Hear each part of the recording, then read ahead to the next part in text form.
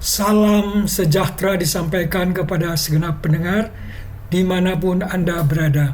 Kiranya Anda semua berada dalam keadaan sehat dan dalam pemeliharaan Tuhan senantiasa. Renungan kali ini mengangkat tema Wall Street ke Cross Street.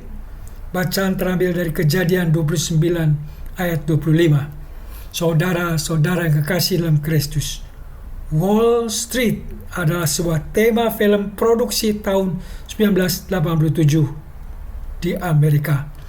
Film ini menggambarkan banyak tipu muslihat dalam mengejar kesuksesan di dunia keuangan.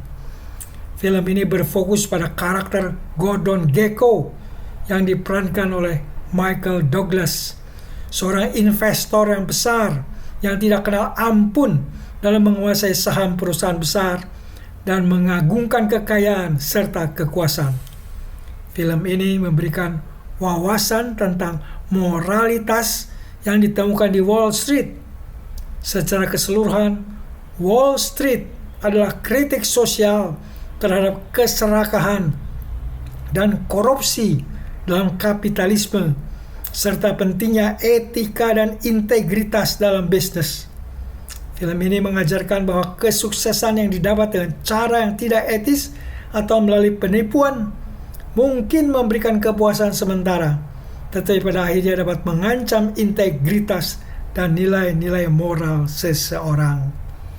Baik, kita tinggalkan kisah film ini dan memasuki bacaan Kejadian 29 ayat 25 yang menampilkan kisah seperti dalam film Wall Street tadi, yaitu adanya penipuan yang merugikan Yakub dan menguntungkan pihak lain, yaitu Laban.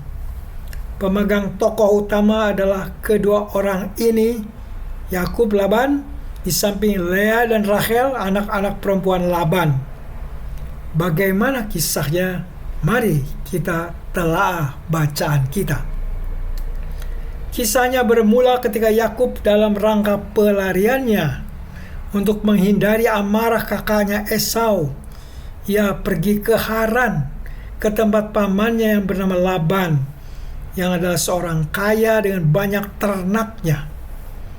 Yakub diterima dengan hangat oleh Laban, dan kalau tinggal lama akan dipekerjakan oleh Laban. Perjanjian kerja disetujui walau tidak tertulis. Isi perjanjian kerja, lama kerja 7 tahun dan upah kerja Yakub dapat memperistri Rachel, anak kedua Laban yang dia cintai. Semua pihak setuju dan Yakub pun mulai bekerja dengan semangat karena cintanya kepada Rachel. Zaman sekarang kita pun memahami banyak orang yang bekerja di luar negeri. Umumnya bukan seperti Yakub, bekerja demi cinta, bekerja demi istri, tetapi untuk mendapatkan uang dengan standar uang luar negeri. Jika mereka pergi dengan memakai agen kerja resmi yang diakui pemerintah, biasanya urusan kerja, upah kerja, hari libur diatur dalam perjanjian kerja, sehingga dengan demikian mereka dapat bekerja dengan tenang di luar negeri dan mendapatkan hak-haknya sebagaimana diatur dalam perjanjian kerja. Ada berbagai jenis pekerjaan yang ditekuni orang Indonesia di luar negeri.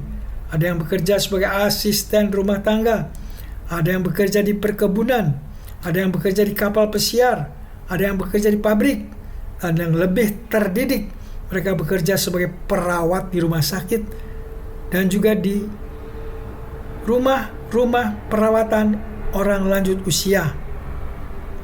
Bekerja di luar negeri memberi kebaikan kepada pihak pekerja tersebut dan juga baik untuk negara ketika mereka mengirim uang ke orang tua mereka di Indonesia. Tipu muslihat bukan saja ada di film Wall Street. Ternyata di dunia kerja masa kini ada juga didapati praktek tipu menipu sehingga merugikan korban yang adalah pencari kerja. Salah satu kisah yang menyedihkan adalah kisah tenaga migran Indonesia ke Kamboja. Pernah diberitakan bahwa pekerja migran Indonesia menjadi korban penyekapan di Kamboja, di mana mereka bekerja hingga 16 jam sehari dan seringkali disiksa. Para korban ini termakan oleh janji-janji manis ketika diiming-imingi gaji besar untuk bekerja di perusahaan di Kamboja. Tetapi setelah tiba di sana, kondisinya sangat berbeda. Seorang istri korban menyatakan bahwa suaminya berangkat ke Kamboja dengan harapan mendapatkan gaji yang fantastis, namun akhirnya menjadi salah satu korban.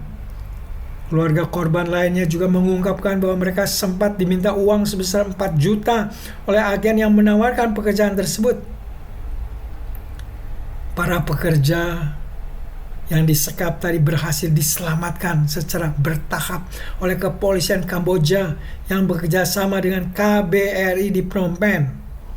Kasus ini menjadi peringatan bagi semua pihak untuk menangani dan mencegah perdagangan manusia secara komprehensif. Seperti tenaga kerja migran Indonesia yang tertipu, demikian pula Yakub menjadi korban penipuan. Di Kejadian 29 ayat 25, Yakub mendatangi Laban pagi-pagi dan berkata, "Apakah yang kau perbuat terhadap aku ini? Bukankah untuk mendapat Rahel aku bekerja padamu? Mengapa engkau menipu aku?"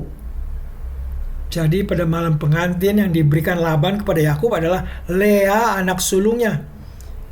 Yakub tidak menyadari hal ini karena pengantin perempuannya dikerudung rapat dan masuk kamar pengantin dengan tanpa penerangan.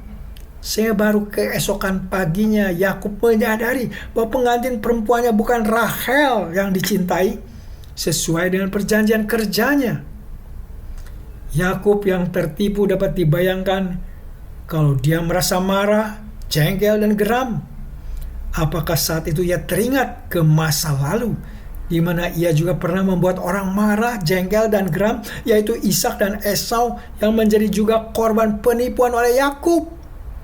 Tentunya Ishak merasa marah, apalagi Esau yang merasa bahwa berkat hak kesulungannya telah dicuri Yakub. Mungkin Yakub tidak serta-merta mengingat itu, karena saat itu ia sedang marah dan jengkel karena ia menjadi korban ditipu oleh Laban yang adalah pamannya dan ayah mertuanya sendiri. Yakub di sini boleh dikata menuai apa yang ditaburnya. Ia menipu ayah dan Esau kakaknya, dan kali ini ia ditipu oleh Laban, paman dan ayah mertuanya. Kalau tidak mau ditipu, janganlah kita menipu orang lain. Ingat Amsal 22 ayat 8 yang mengatakan, orang yang menabur kecurangan akan menuai bencana. Inilah hukum tabur tuai. Kemudian kalau hidup kita bersih dari tindakan menipu orang, patut dicatat pula tidak ada jaminan kalau kita tidak akan menjadi korban penipuan. Ingat, kita masih hidup dalam dunia yang berdosa, sehingga sekalipun tidak pernah menipu, kalau kita tidak berhati-hati, kita juga dapat menjadi korban penipuan, terutama zaman teknologi modern, di mana sering terjadi penipuan online. Misalnya bisa terjadi kita digiring untuk membuka suatu link tertentu, taunya handphone kita dimasukkan virus, di mana si penjahat berhasil membobol bank account yang ada di handphone. Wall Street adalah gambaran dunia realitas sehari-hari yang penuh keserakahan, kecurangan, dan tipu-menipu. Inilah dunia yang berdosa, yang menuju kepada kebinasaan kekal.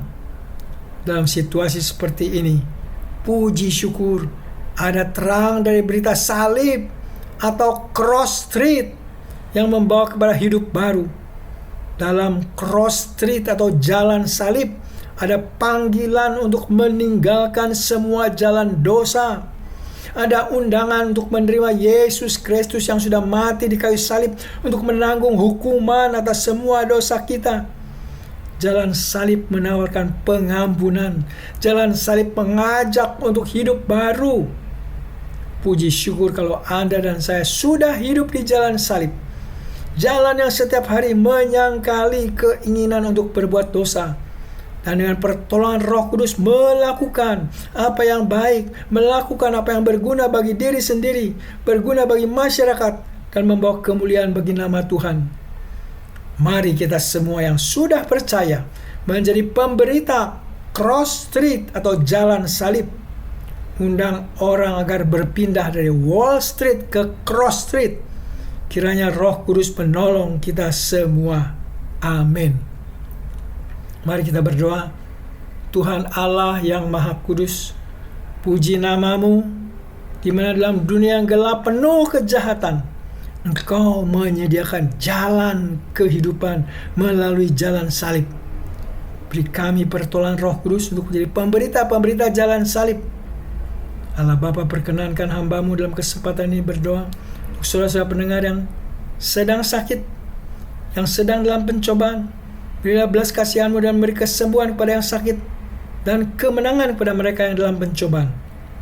Bapa yang baik, kiranya Engkau mau mengabulkan doa ini yang kami pinta dan pohonkan di dalam nama Tuhan kami Yesus Kristus, Tuhan Juru Selamat kami yang hidup.